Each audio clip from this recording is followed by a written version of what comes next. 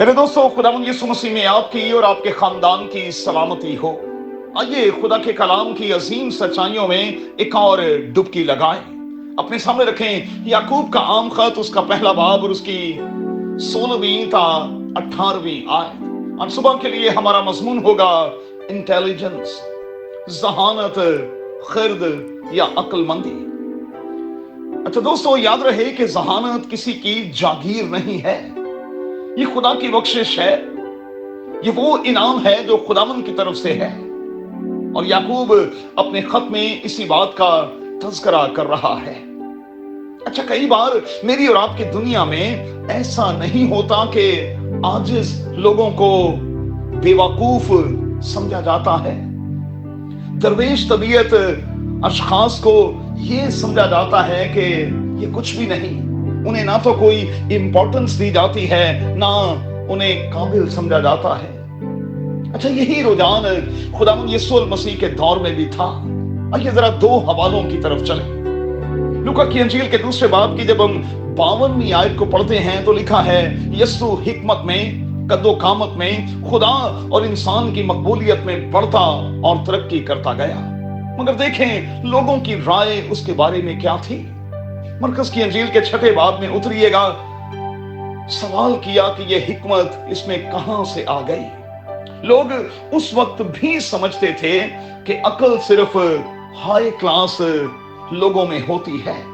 المسیح کے بارے میں کہا گیا کہ یہ تو بڑائی ہے، یہ تو کارپینٹر ہے، اور کارپینٹر ہو کر، بڑائی ہو کر یہ اتنی حکمت کی اور دانش کی باتیں کیسے کر سکتا ہے۔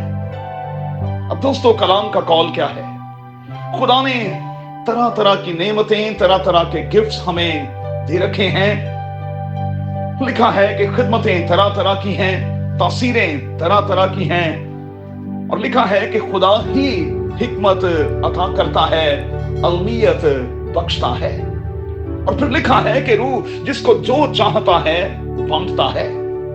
اب ہمیں کسی بھی شخص کی قابلیت کو دیکھ کر، اس کی حکمت کو دیکھ کر، اس کے توڑے اور انعام کو دیکھ کر، اسے جو گفٹ دیا گیا ہے اسے دیکھ کر نہ تو جلن کا شکار ہونا ہے اور نہ اسے حقیر جاننا ہے۔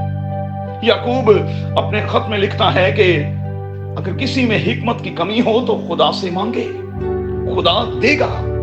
اگر آپ سمجھتے ہیں کہ کوئی آپ سے زیادہ عقل مند ہے، دانش مند ہے، تو آپ اپنے لیے عقل مانگیں۔ قادر خدا مانگنے پر دیتا ہے۔ آپ جانتے ہیں کہ سلیمان نے مانگا اور قادر خدا نے عقل کے ساتھ ساتھ اسے اور بھی بہت کچھ دے دیا۔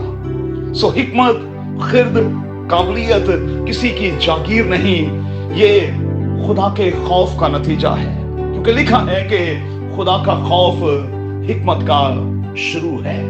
اگر آپ دانش مند ہونا چاہتے تو پھر خداوند کے خوف کو اپنی زندگی میں جگہ دیں۔ میں آپ کو یقین دلاتا ہوں کہ دنیا کا کوئی شخص پھر آپ کے سامنے کھڑا نہیں ہو سکے گا، یسوع کے نام میں، آمین۔